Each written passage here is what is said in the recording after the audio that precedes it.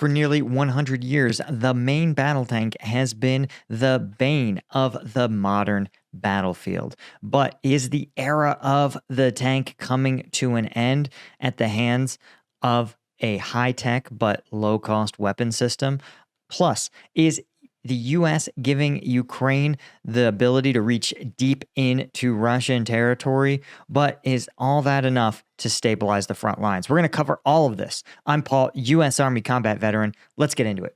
Okay, the first and number one story I thought was really important to cover is that Ukraine has actually withdrawn its Abrams tanks from the frontline service as Russia took out 5 of them in a single battle. Russia has invested tremendously in its drone program, with drones that can now counteract a lot of Ukrainian jamming technology. And as a result, they've been targeting the U.S. M1A1 main battle tank. And what's scary is that this is the largest and generally considered one of the best mass-produced main battle tanks of the 21st century.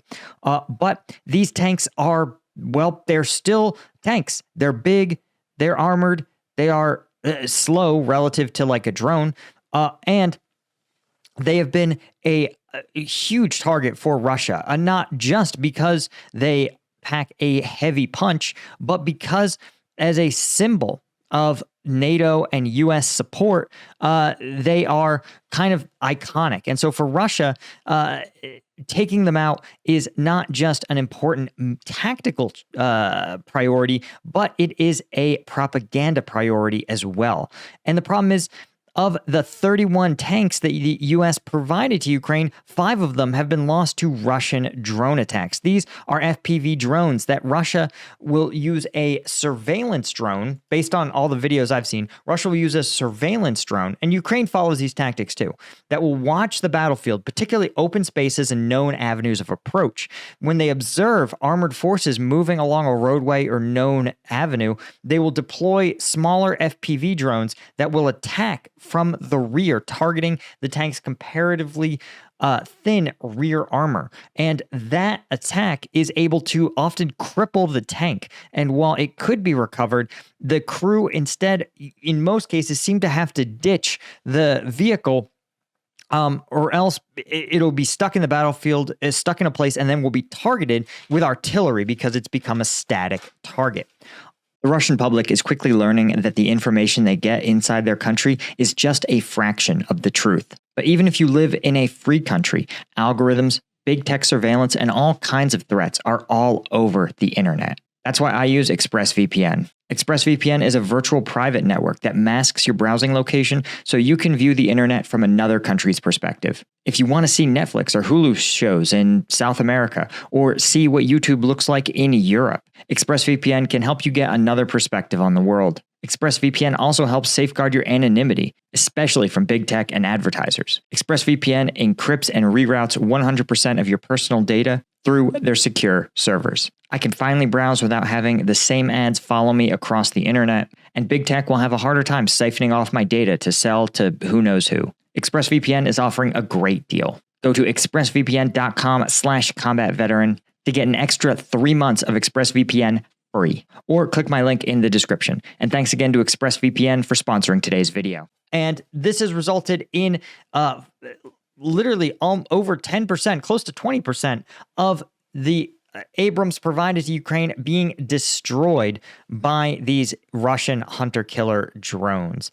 And it's a really tough problem. And at the end of the day, I think it's a sign that the tank is not the game-changer piece of equipment that it was supposed to be.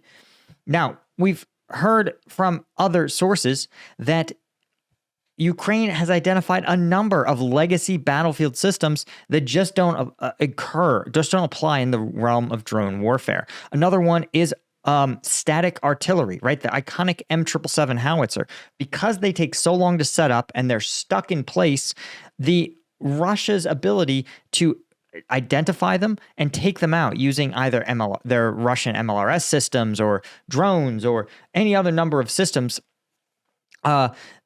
that these M777s just aren't that effective relative to mobile artillery that can conduct a fire mission and then move very quickly to a new place. The reason static artillery is so heavily favored is because in the era before computer-controlled fire direction and fire mission calculations, before that was automatic, it would have to be human beings, math nerds, sitting in a tent next to the gun, doing the math of how to make sure those artillery rounds went to the exact grid coordinate they needed to, and they had to do it fast. And if you have a mobile artillery system, it oftentimes is very time-consuming to do all of this kind of calculation by hand just to move 10 feet to the left, 10 feet to the right, or 10 feet probably, I'm exaggerating. But if you move, half a kilometer north, half a kilometer south, you have to go and do all the math over again. So the idea was that static artillery reflects kind of the nature of artillery fire missions. But now in the era of GPS, drone targeting, the speed, the turnaround time of a fire mission is lightning fast, which means that it both helps and hurts. Because remember, who else has instantaneous fire missions is the Russians. They have counter battery fire that's just as fast. So the idea is that instead of having to tediously do this math with static artillery firing positions, Ukraine prefers mobile artillery systems that put themselves in park, fire a fire mission, and then move on out of the battlefield before that counter battery fire can detect and fire at their position. So this sort of change of the battlefield is a literal billion-dollar question for other developed militaries, right? If the U.S. is smart and the Pentagon really isn't, the Pentagon is smart, they're not very flexible. If they were, they would sit there and take notes that this is that this is real, serious data about the way drone warfare is going to change the battlefield. And mobility is the watchword. If you're a big target, if you're a slow target, if you're an obvious target, you don't survive long on this battlefield. And the U.S. military really needs to learn that, and it's probably not going to. It's probably going to go into the next drone war equipped like a Cold War military, and it's going to pay the price. Just like we're seeing both Russia and Ukraine at this point have said, both sides are like, yo, our manpower issues are real.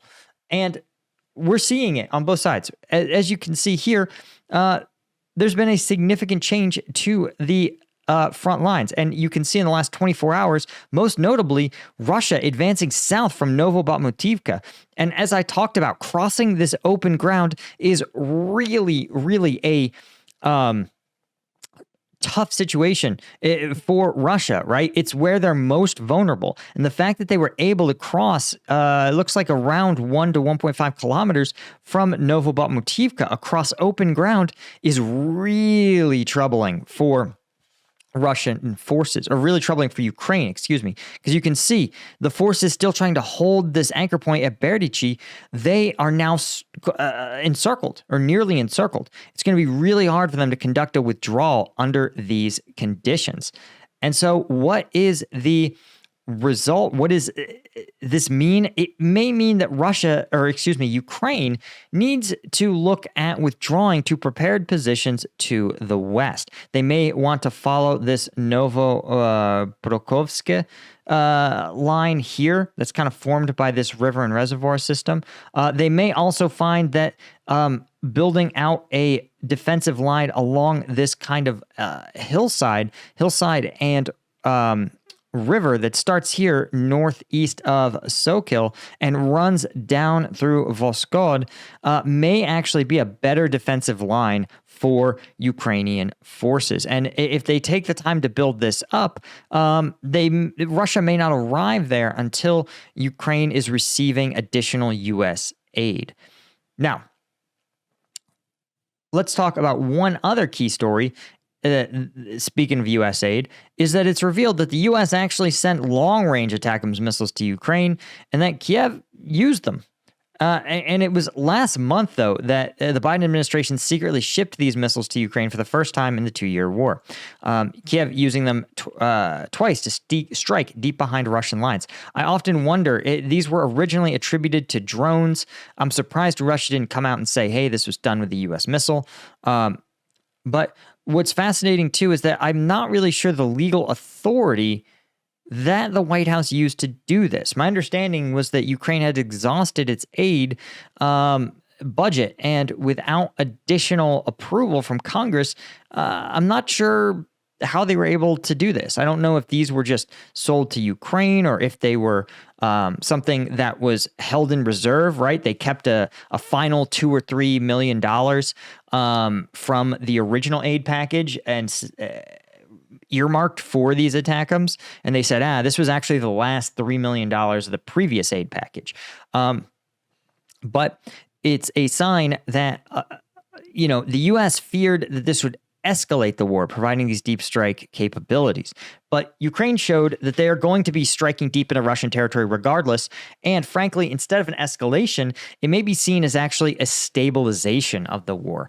As Ukraine has been on the defensive, the U.S. now looks at providing these more capable pieces of equipment as part of an effort to even the playing field, right, to prevent a major breakthrough for Russia. So the fears that it would be constitute a Russian breakthrough or an escalation that would back Russia into a corner were basically just unfounded. So a really interesting turn of events. And the final point I wanted to make here is ISW, the Institute for the Study of War, is saying a bunch of things that literally we already see that it's wrong. They're saying that Russia is stabilizing what they're calling a small salient northwest of Avdiivka. Not true. It is not a small salient, and it is not stabilizing. Russia is continuing to expand it. It says they may make further tactical gains that could cause Ukrainian forces to withdraw from other tactical positions. This is the Berdichi line, to a more defensible line. And I think that you may see. But they really are doing their best to be dismissive of this. But it is a pretty considerable Russian breakthrough, especially given the fact that it is the successor move offensive to this Avdiivka encirclement, right? You can see that just a few months ago, I think it was 3-4 months ago, Avdiivka was a Ukrainian-controlled area. Now you have places like Berdichi, Stepova, Orlivka, Lastokina, Severna, Tonenke. These are all areas that were Ukrainian-controlled and at one time were going to be considered a part of a Ukrainian defensive line. So the fact that they're unable to stabilize this is a sign that Ukraine not just needs additional munitions, but it also needs additional soldiers, and it needs weapon systems that it can use. So not main battle tanks and not static artillery. And it needs them now, right? So that's really all I had, guys. Thank you so much to today's sponsor. And of course, a huge thank you to the Colonel tier members of combatvetnews.com. Thank you to our Lieutenant tier members and everyone who supports us over on the site. I'll see you guys in the next one. Cheers.